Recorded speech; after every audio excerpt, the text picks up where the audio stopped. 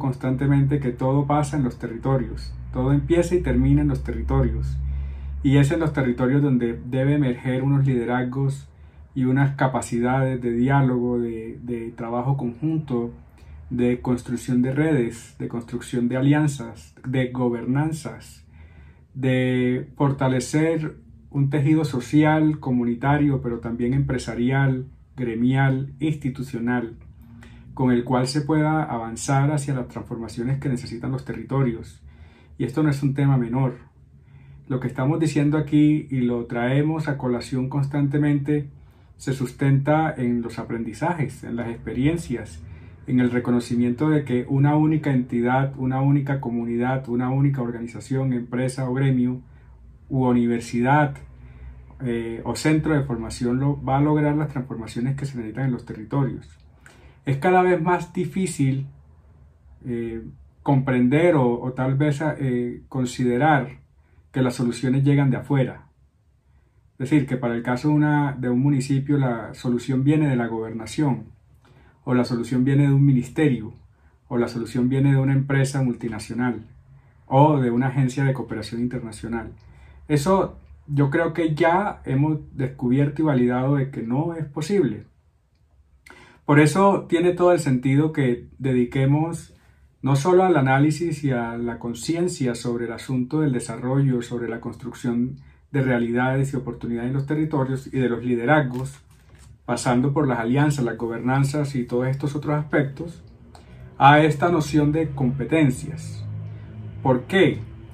Porque toda empresa, organización, institución, gremio, no es nada distinto a la noción de personas en relación.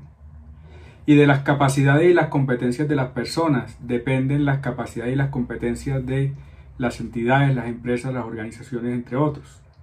Entonces, no es menor la idea de que generemos un nivel de conciencia, de conocimiento y de comprensión de cuáles son esas competencias que se necesitan, de dónde estamos en relación con esas competencias, y qué tanto debemos hacer para seguir creciendo, porque este asunto de las competencias y de las capacidades y del conocimiento y del aprendizaje es como muchas otras cosas, tiene fecha de inicio y no tiene fecha de culminación.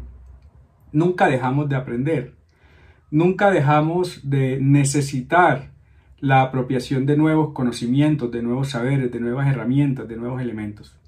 Entonces yo creería que este asunto de las competencias, que además se ha apropiado muy bien en el mundo académico, si uno mira, por ejemplo, una programación, lo que es un pensum académico, o lo que es una definición, por ejemplo, de la arquitectura de una clase dentro de una materia, o de una materia en sí dentro de una malla curricular, normalmente se habla de los conocimientos, pero también de las competencias.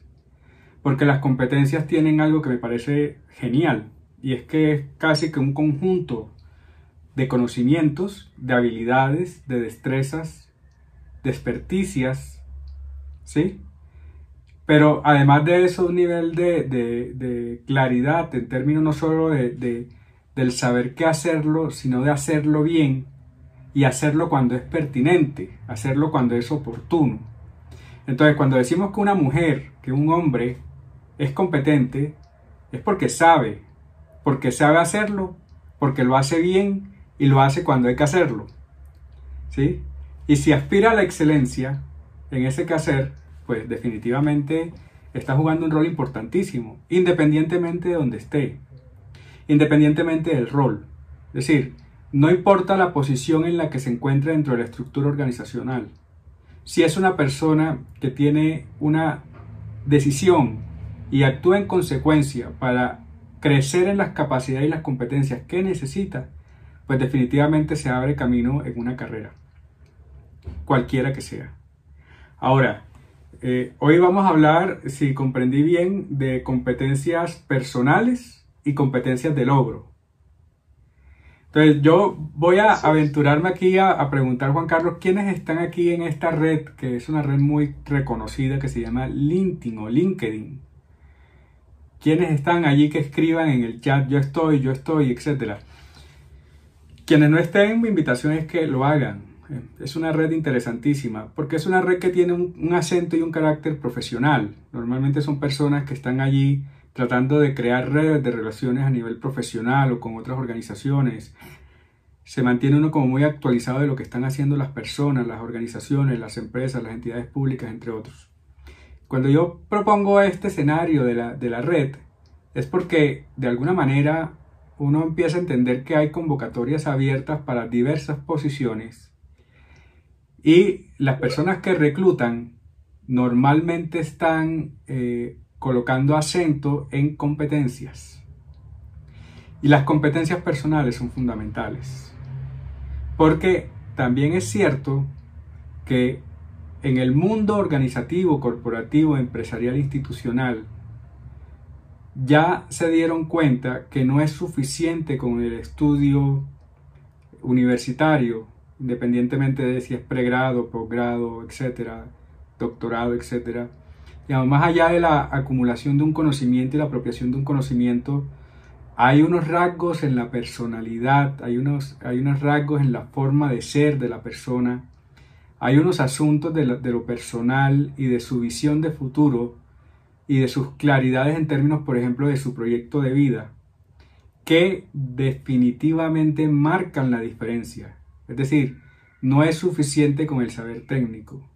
Se necesitan también unas calidades humanas, unas cualidades humanas y unas, digamos, fortalezas internas, que son las que definitivamente van a permitir que una persona, en un contexto de trabajo que puede ser, en dado caso, muy exigente, por responsabilidades, por presión, por exigencias de logro, por estándares de calidad, por niveles de excelencia, por varios factores, dependiendo de lo que está hecha la persona, en esas competencias personales y de logro, por ejemplo, que es de lo que vamos a hablar hoy, pues Juan Carlos, son personas que pueden salir adelante ante los desafíos o quedarse en medio de la dificultad.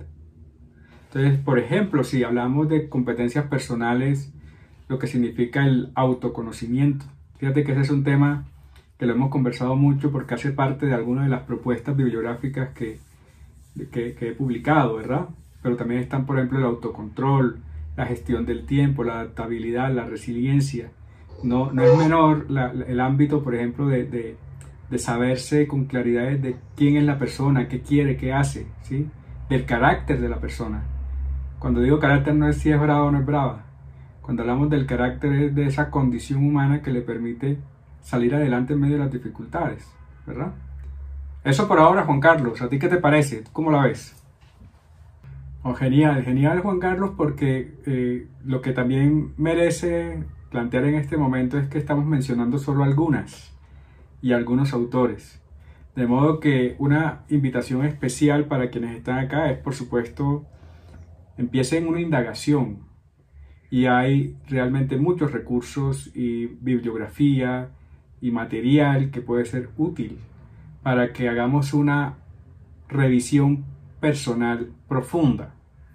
Y esto lo digo en esos términos porque nadie nos va a decir desde afuera cómo estamos, qué tenemos. Es decir, no aspiremos a otra cosa distinta a hacer unos procesos de introspección, a partir de los cuales sea posible tener una claridad en términos de cuáles son mis competencias, cómo están mis competencias. Ahora bien, hay también ejercicios de orientación vocacional, profesional. Hay profesionales en la salud, por ejemplo, en el saber de la psicología, entre otras, que pueden ayudar también a identificar cómo estamos en términos de ciertas competencias. Pero definitivamente estamos enfatizando en algunas que son esenciales si lo que aspiramos es a mejorar nuestra calidad de vida, mejorar nuestras condiciones de vida, mejorar nuestro desempeño. Y tú lo has dicho muy bien, no solo en el mundo del trabajo, en el ámbito profesional, en nuestras relaciones sociales, en nuestras relaciones familiares, en lo que eventualmente pueden ser nuevas y mejores formas de tramitar ciertos desafíos que son relevantes y que al final del día hay que tramitar, ¿cierto? Yo lo que haría en este caso es agregarle a esa pregunta que hiciste al principio, porque se mencionan las competencias personales, pero también las de logro, que son esenciales y no deben reducirse al escenario del desempeño laboral o del desempeño profesional. Ciertamente allí deben brillar.